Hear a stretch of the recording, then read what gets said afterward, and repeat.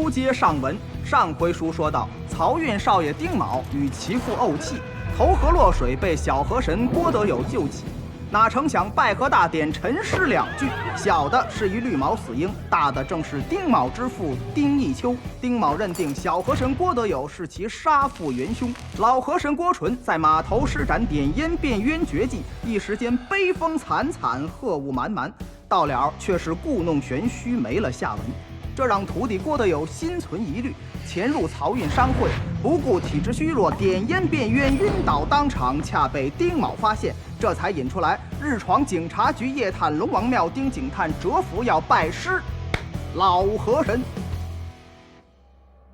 快点，郭阿哥，要不然一会儿你师傅和我娘酒醒了。干嘛啊，顾瑶？那你大哥试试。我大哥又不是飘子，都是有魂有魄又说不了话，怎么不行啊？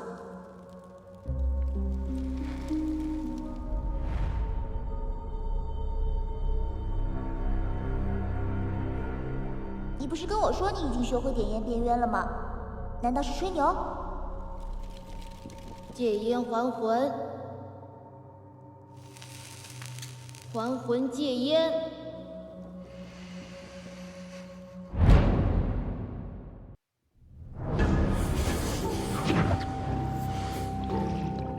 江湖，科学，拳脚，真相，水性好，法医，神婆，记者，身子骨弱，特别警探，娘，市政府秘书长，超凡绝伦的人中龙凤，大少爷，就是个跳大神的。天津小姐，不抽烟，不喝酒，有钱有势，有什么用啊？眼里揉不得沙子，还行吧，通情达理。怕个杂，开什么玩笑？不娇气，有线索了。德意志，神调一门，大新闻。漕运商会，师傅，父亲，不惹事儿，不怕事儿。推理，正确。青梅竹马，天津百姓，听好，郭德友，河神，河神，河神，河神。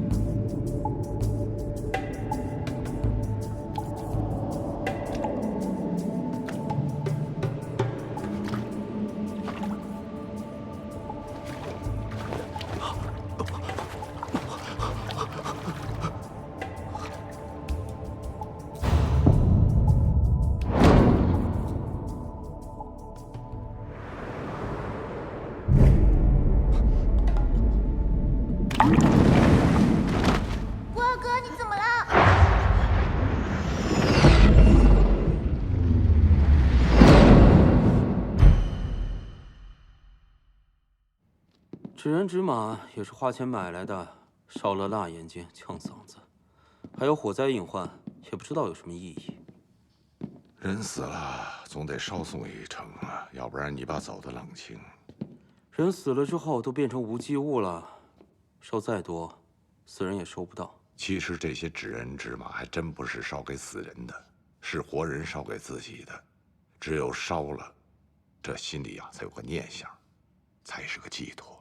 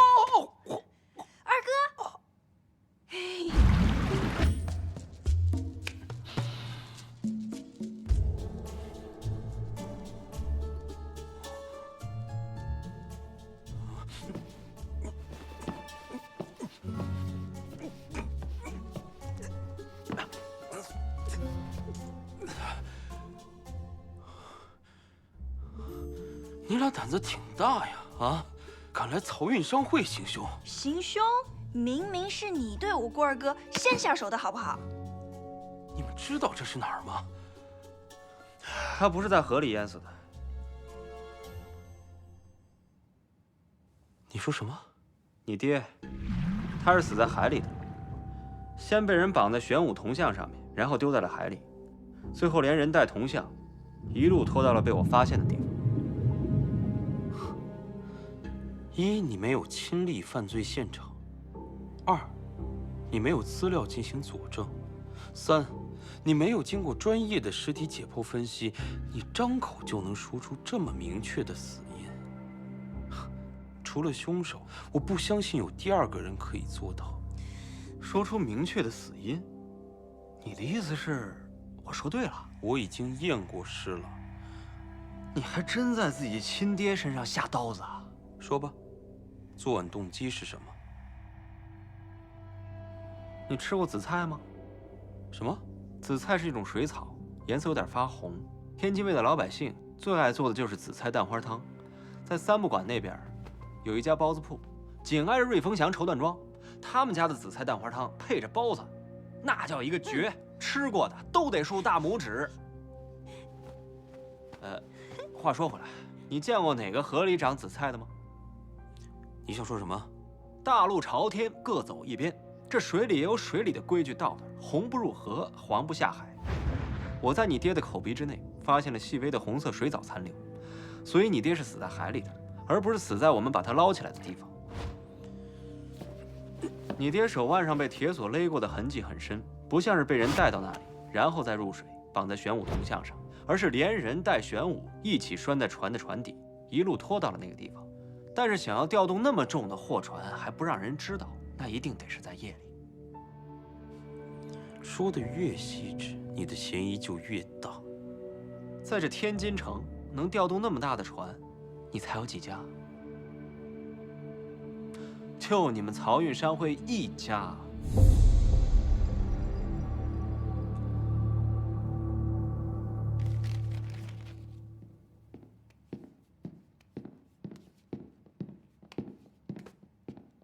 漕运商会20吨以上的大船，一共有几艘？你问这大船干什么？我爸失踪的那几天夜里，有没有这种船出过港？这么大的船出港不会选择夜晚，视线不好，容易出问题呀。你确定吗？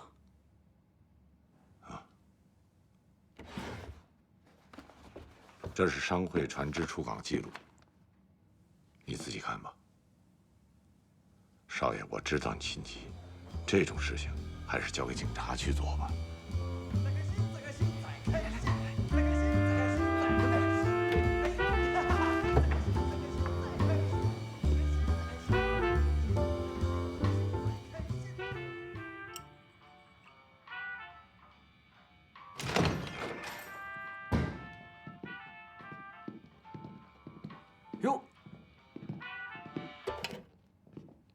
这不是丁少爷吗？这不是，这不是丁少爷吗？这不是。我爸的案子什么时候破？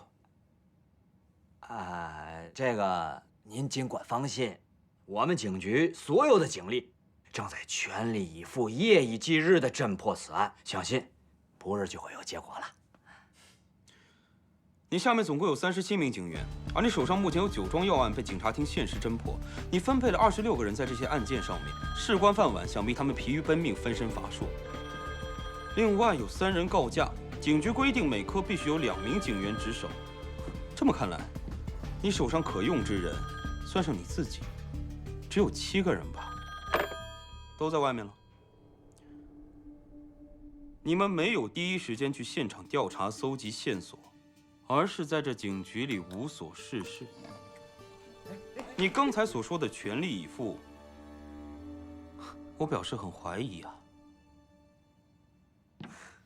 哎呀，都说漕运商会的丁大少爷年少有为，颇有当年丁会长的风范，果然是虎父无犬子啊！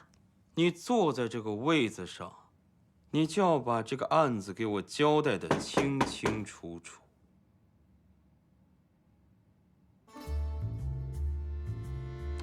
啊，那我就不跟丁少爷兜圈子了。如果丁少爷信不过我们警察，我建议啊，丁少爷可以自己试试看。我？丁少爷在德意志学的是法医，想必对断案也了解一些手法。像丁少爷这样的人才，我们警局是打着灯笼都请不来呀。你什么意思？我们警局现在那些不要紧的人太多了，急需像丁少爷这样有才华、有知识、有能力的人来给做个样子。不然的话，丁少爷您就算是逼死傅某，我也只能回答您尽力2个字。你让我怎么查呀？特别警探。特事特办嘛，特别警探，我给你一个身份，这事儿不就好办了吗？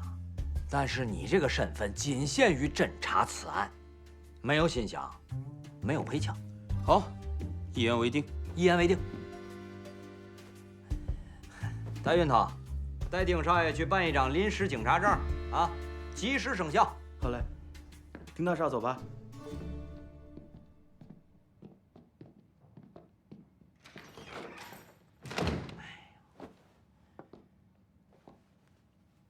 队长，你说您怎么招来个少爷跟您抢饭碗呢？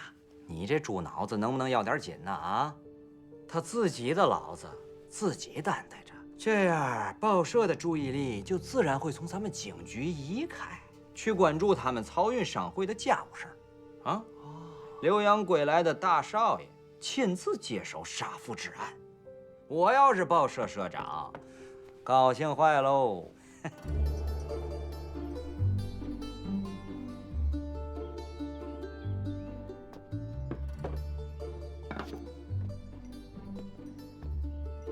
你跟这瞎忙活什么呢？那个死孩子刚练过的，要么就赶紧去拾掇拾掇啊，要么就过来帮忙。这不是被那个疯丫头给弄坏了吗？您亲传给我的，不修好怎么行？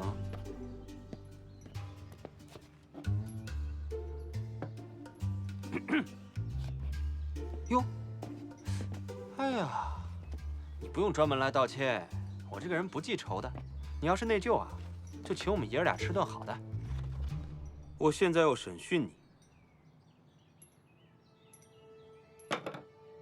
你如果不配合的话，我只能把你带回去了。带一个试试。真当我不在这儿啊？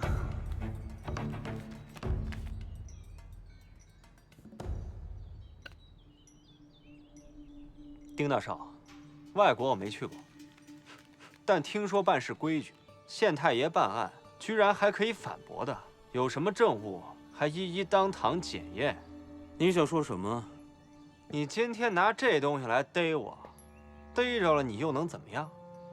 我跟你说过，我不是杀害你父亲的凶手，你不信？好啊，我现在就告诉你，杀害你父亲的人就是我。证据呢？啊？丁大少爷，金批彩挂，平团吊柳，冠冕有冠冕的道理，江湖有江湖的讲究。你爹死在水里，这案子确实有蹊跷，可靠着水吃码头饭的人可不止他郭德有一个。你就打算拿着你这张纸，挨家挨户的提审呐？你摸得着门，找得着道吗？有一个人呐，不会说谎，他的话，你大概能信。谁呀？那个死孩子。我要查的是我爸的案子，跟那个孩子有什么关系？失在同处，福在同日，解开其一，便知其二。慢着，好好的一具尸体，苦主来了，看见被你拆得七零八落，我怎么交代？那怎么办？拿着，拿着，不准碰，不准闻，只能看。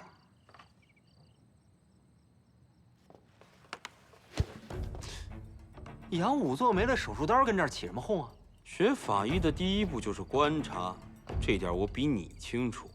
哟，那你要不要赌一把呀？赌什么呀？一顿泰丰楼。好啊，请。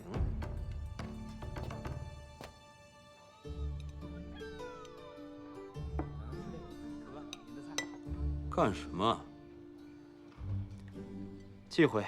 忌讳什么呀？你在干什么呀？翻鱼啊！水里的买卖，这就是忌讳、迷信。老话说的未必都有依据，但办起事来，总有它的道理。凡是和水打交道的，都有翻鱼的忌讳。这个孩子的身体强壮，说明他妈在怀他的时候伙食不错，8成是富贵人家的。富贵人家怎么能干出这么残忍的事情啊？越是大富大贵，这龌龊的事儿就越不会少。身为漕运商会的大少爷，这种事情应该比我更清楚吧？我觉得吧，这个孩子他就是淹死的。我们是捞尸的，成天见漂子，这人是不是淹死的，打眼一看就能判个8、9不离10，这是印在脑子里的东西。但是印在脑子里的东西，未必是全对的。我认为，这个孩子不是淹死的。一般大户人家，孩子得了什么疑难杂症，不会轻易放弃，毕竟要延续血脉，所以，他一定是贫困人家的孩子。因为支付不起医疗费用，所以才出此下策。哎，师傅。这顿饭可是赌注啊！早知道我就不点这么多东西了。您总得给个准话吧？我们俩到底谁说对？不管你们俩谁输谁赢，这顿饭我总能吃吧？还跟着干嘛呀，大少爷？这顿饭算是我请郭师傅吃的，不代表我认输了。今天必须有个定论，咱们进去再验一验。回去吧，小少爷，家大人该着急了。丁某，抓把树叶放在那儿。啊？去吧。哦。把屋里的油灯拿来。嗯。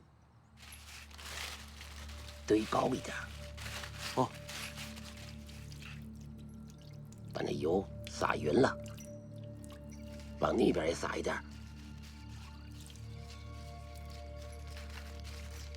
好，好了。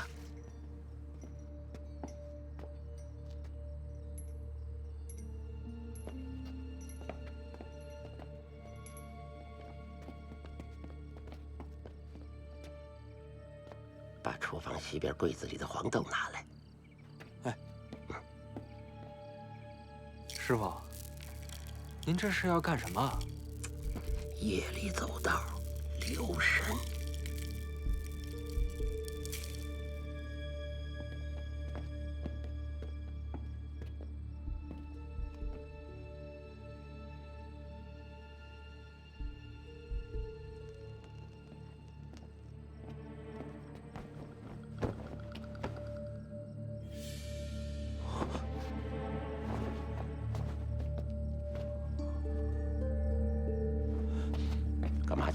追人啊！这不在这儿呢吗？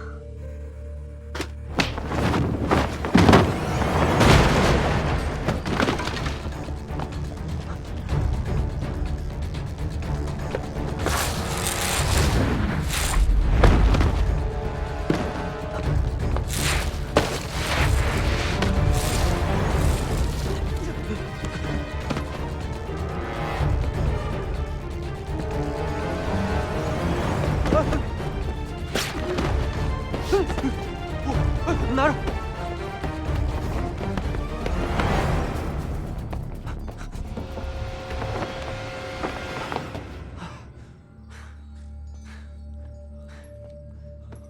讲究。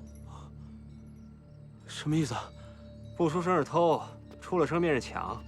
这屁股都摔开花了，还一声不吭。虽然不是为了钱财，但这贼还挺讲贼道上的规矩。我才不管什么规矩，他为什么要偷一个死婴啊？我说过，你得问问这死孩子。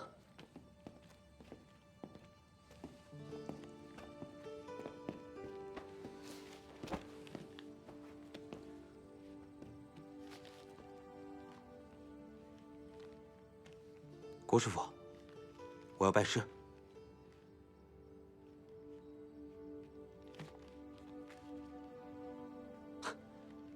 我发现你这个人还是有一个优点的，就是逗，特别的逗。丁少爷，蛇鼠有道，我们这行怕是不适合你。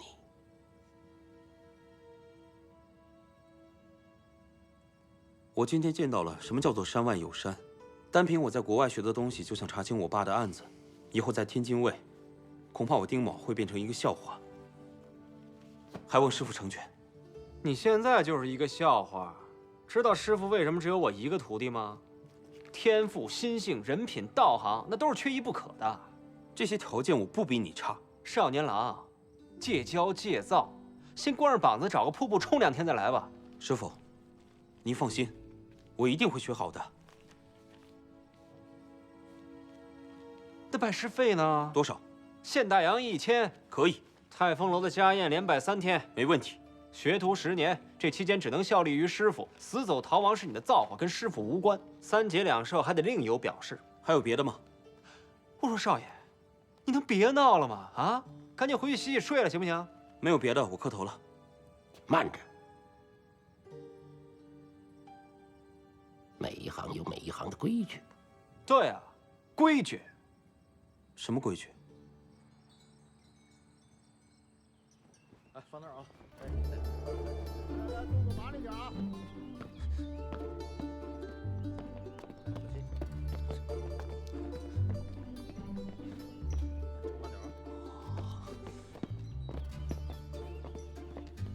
承蒙师傅照顾。你喊谁师傅呢？河神啊！我什么时候答应收你为徒了？谁能抓住王八，谁就能拜老河神为师。这规矩不能变吧？不是，那你这是在干嘛？搬得近点儿，好学手艺啊！你学什么手艺啊？再说了，谁知道这只是不是真的呀？你去找那2个神婆去验啊！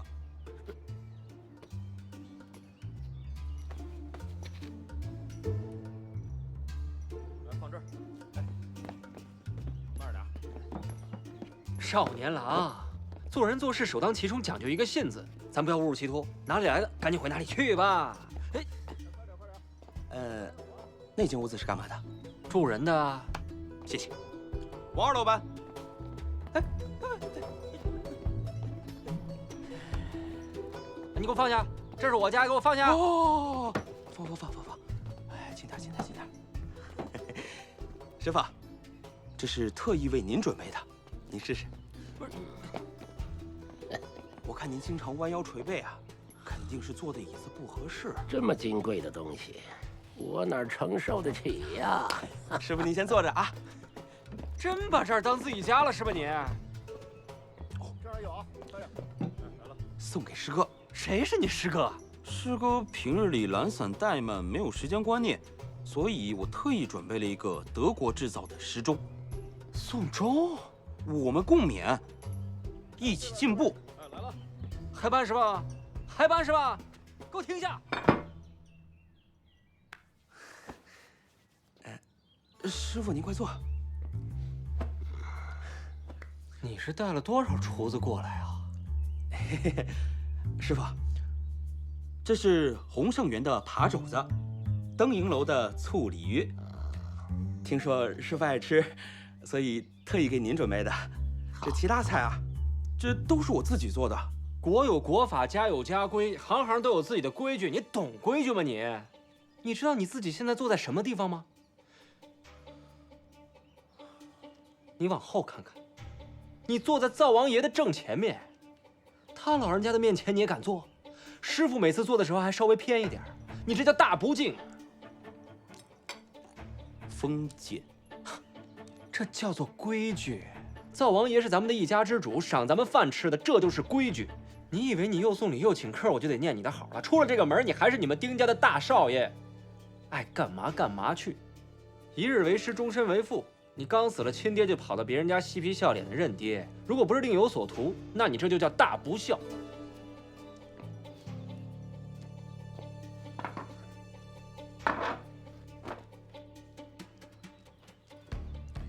第一，我昨天晚上既是目击者，又是办案人员，我完全有理由住在这里查案。第二，你们捞尸队属于警局的编外人员，我现在是特别警探，论级别，我是你的上司。第三，关于我父亲的死，你还没有完全脱离干系，我完全可以带走你去审讯。这2天我是有点冲动，可是今天我一直客客气气、规规矩矩。你郭德友说我2句，我忍了。你真以为我丁卯就这么好欺负是吗？你还来劲了是吧？今天郭爷这个师傅我是拜定了。师傅这俩字是你叫的吗？你郭德友说了不算。我的规矩是，吃饭的时候，谁都不许说话。吃饭。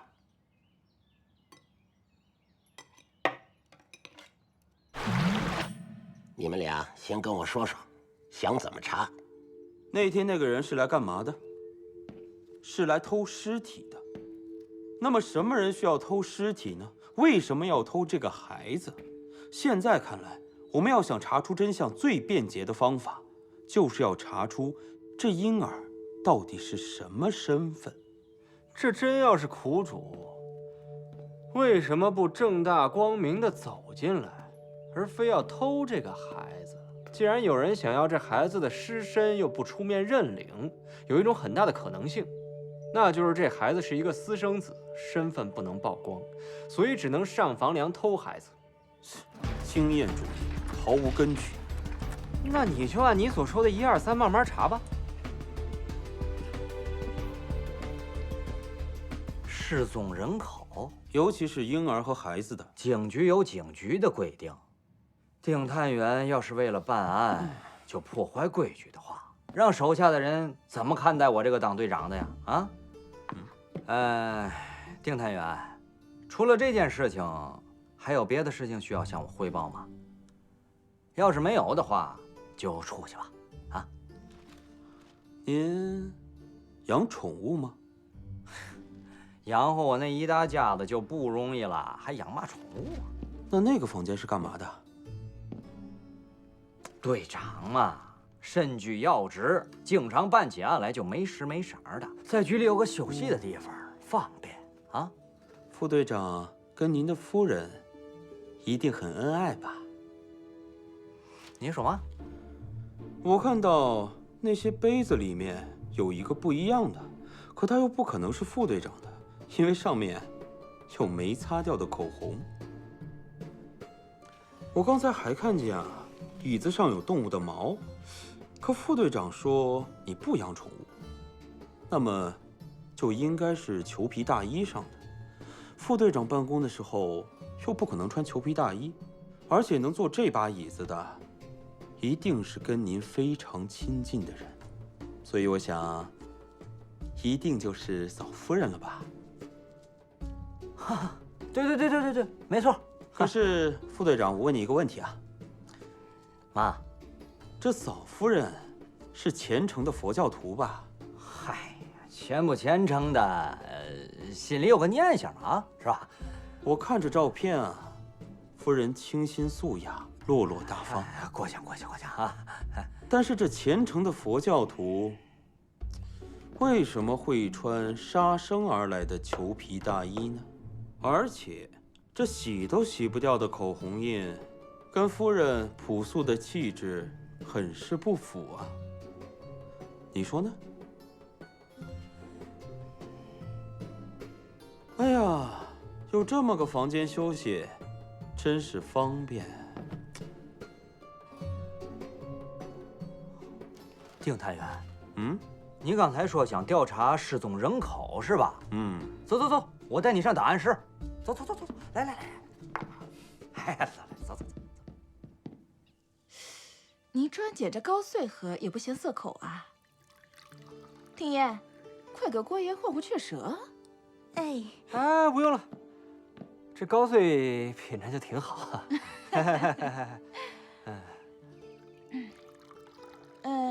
河里的事儿不忙吧？今儿不忙。哎呦，不忙好。丁爷还杵在那干嘛呀？快给郭爷唱个小曲儿。哎，不了，不用了。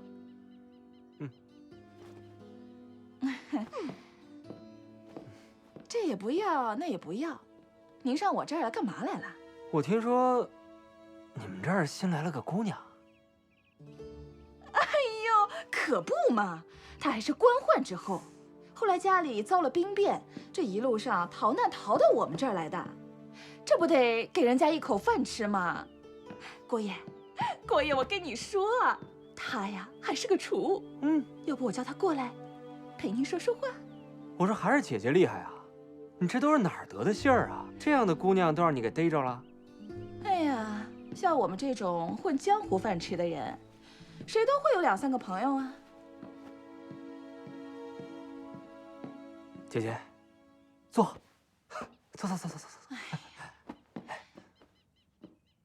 我跟你打听个事儿。你说呗。你这儿有没有怀孕的姑娘啊？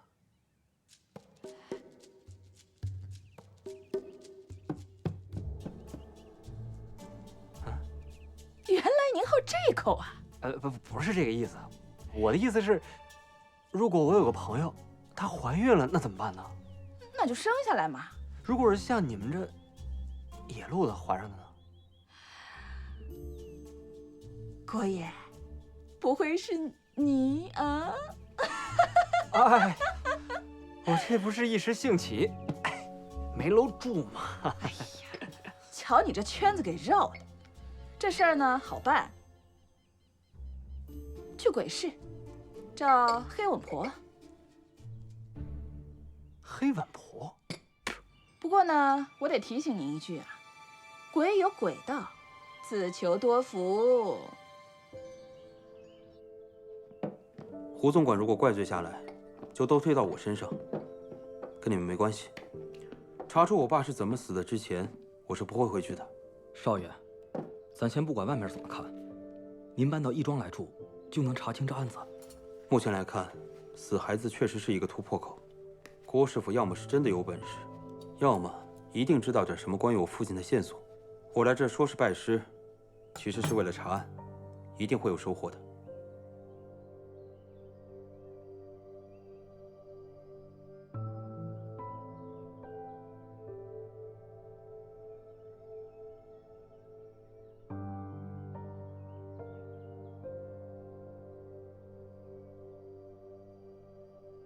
桌上有茶，自己倒。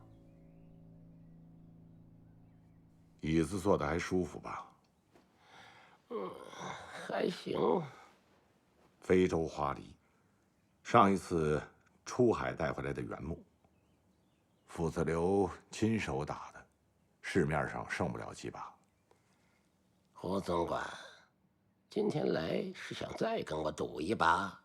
以现在漕运商会的情况，实在是赌不起了。丁某去哪儿了？不是刚帮你找回来吗？又丢了。你们为什么要把他留在这儿呢？留不留，他都有他注定要做的事情，能做到哪一步，谁也说不好。我说过了，我赌不起，不能让丁某犯险。自从丁会长和玄武雕像一同在水里被发现的那一刻起，跟20年前有关系的人就一同进了这赌局，赌得起和赌不起已经不重要了。你是说蘑菇道？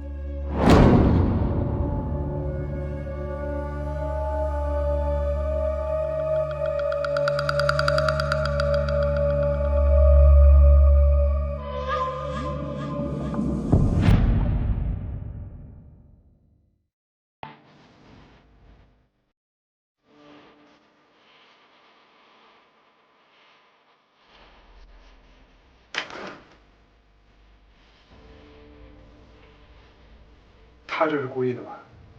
不好说。您说，他这是真的缺心眼呢，还是装疯卖傻咒我？猜不透。哪有人送终了呀？估计是在国外待得太久了吧？不是吗？您真要收那个假人为徒啊？规矩在哪儿？王八认得老鼠。那是顾影打过炖水针的王八，他怎么可能捞得上来？有诈，这里面一定有诈。他那假模假式的模样，跟咱爷俩也不是一路人呢。确实，不像是靠河吃饭的人。不过，关键看人心。人心叵测呀，师傅。年轻人性子直，心里没有弯弯绕，也算是个优点。我调教你快20年了吧？你还不是个愣头青。我就实话跟您说了吧，师傅啊，他就是怀疑咱俩是他的杀父凶手，故意接近我们，想要报仇。不是怀疑咱们爷儿俩，是怀疑你